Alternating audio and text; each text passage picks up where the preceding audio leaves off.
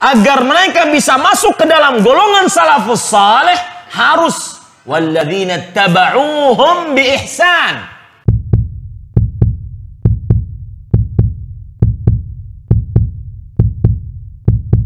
Salafi bukan kelompok, salafi bukan organisasi, dan salafi tidak berorganisasi. Siapapun orangnya yang dia berupaya untuk kembali kepada pemahaman salafun saleh di dalam memahami konsep syariat, itulah salafi. Walaupun ada orang mengklaim saya salafi tapi cara pengalamannya menyelisihi pengamalannya kaum salaf, maka dia bukan orang salafi tapi khalafi. Jadi salafi orang yang berupaya mengamalkan syariat ini kembali sebagaimana yang dipahami oleh para sahabat radhiyallahu anhum ajma'in, karena mereka murid-murid Rasulullah sallallahu alaihi wasallam. Ini dalam memahami konsep syariat. Dan mereka bukan berorganisasi, tidak pakai label, tidak pakai bendera. Bendera salafi lambangnya begini, nggak ada bendera salafi, nggak ada. Kalau ada benderanya bukan salafi namanya, karena itu hizbiyun.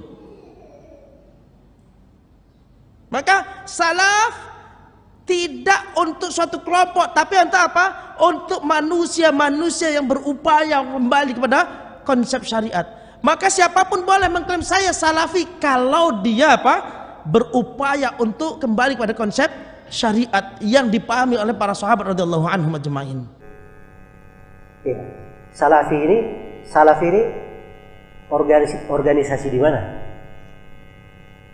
Hah? Ada yang pahami dia organisasi? Baik, partai apa? Hah? Ada warga negaranya? Ahli sunnah orang Indonesia saja?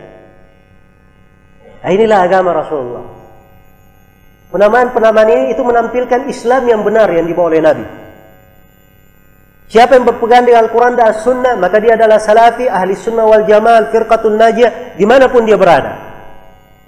Apapun warna kulitnya, apapun warga negaranya, apapun bahasa yang dia pakai, ini yang menyatukan umat. Penamaan-penamaan ini tidak membawa kepada loyalitas yang keliru. Sebab dia loyalitasnya hanya kepada Allah dan Rasulnya. Pimpinannya hanya Nabi Sallallahu Alaihi Wasallam. Beda dengan penamaan kelompok jamaah. Ini kepada kelompoknya, pimpinan ormasnya, pimpinan jemaahnya. Jelas ya? Adapun as-salaf, setiap orang yang lebih dahulu mendahuluimu, itulah yang disebut dengan salaf. Saya ulangi, kullu man taqaddamaka min abaik wa qarabatik hum salafuka. Semua orang yang mendahuluimu dari bapakmu, kerabat-kerabatmu, itulah yang disebut dengan salaf. Dan yang kita maksud dengan salaf di sini bukan sekedar orang yang terdahulu. Mereka adalah as-salaf as-saleh.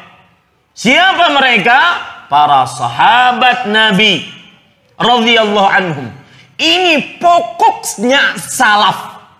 Bahwasanya salaf yang dimaksud adalah orang-orang terdahulu dari para sahabat, dan pokoknya salaf adalah para sahabat Nabi radhiyallahu anhum. Allah berfirman dalam surah At-Taubah ayat 100, "Was-sabiqunal awwalun minal muhajirin wal ansar walladzina taba'uuhum bi ihsanin radhiyallahu anhum wa radwan." Dan generasi pertama dari kaum muhajirin dan ansar. Dua kaum ini yang dipuji oleh Allah. Adapun kaum setelahnya dari tabi'in, tabi'ut tabi'in punya syarat agar mereka bisa masuk ke dalam golongan salafus saleh harus walladzina taba'uuhum bi ihsan, yang mengikuti mereka dengan baik. Maka yang saya tuju adalah jika Anda menginginkan Anda sebagai seorang yang salafi, bermanhaj salaf, maka harus mengikuti para sahabat. Bukan sekedarnya, bukan hanya tameng, casing, peci, jenggot, kemudian jubah. Bukan hanya sekedar di majelis ilmu, tetapi juga dimanapun kita berada. Tetapi zahiran wa batinan, lahiriah ataupun secara batin, mengikuti para salafus saleh. Kadang ada sebagian yang sudah mulai mengaji, penampilan sudah berbeda, kemana-mana pakai peci. Dan memang peci adalah simat dari orang saleh. Saya pernah bertanya kepada Syekh Ali Hasan Al-Halabi hafizahullah ketika beliau berkunjung ke Banjarmasin. Saya bertanya, ya Syekh, ma ra'yuka fit taqiyah? Apa pendapatmu tentang penutup kepala?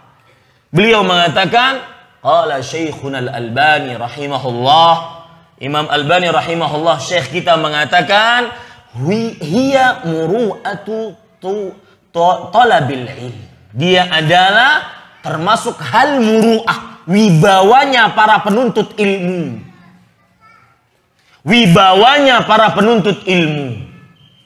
Maka ada sebagian orang yang sudah mulai mengaji, pakai peci kesana kemari, menumbuhkan jenggot sebagai wajib dari Rasulullah Sallallahu Alaihi Wasallam, kemudian memakai baju yang memang pantas untuk dipakai, tidak lagi sembarangan, tetapi hanya di majelis. Adapun di luar majelis, peci lepas, jenggot lepas,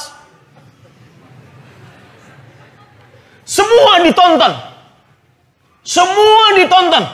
Yang haram ditonton. Ini para ikhwan yang dirahmati oleh Allah. Harus mengikuti salaf dengan baik. Itu syarat. Karena mereka sumber. Sedangkan orang-orang setelahnya hanya mengikuti dengan baik. Kapan mengikuti dengan baik? Masuk ke golongan mereka. Itu yang dimaksudkan salaf. Maka ketika kita mempelajari pokok ajaran salaf, yaitu sebuah kaidah yang terus-menerus diajarkan oleh para salafus saleh, yang tidak akan pernah berubah, yang harus kita selalu amalkan.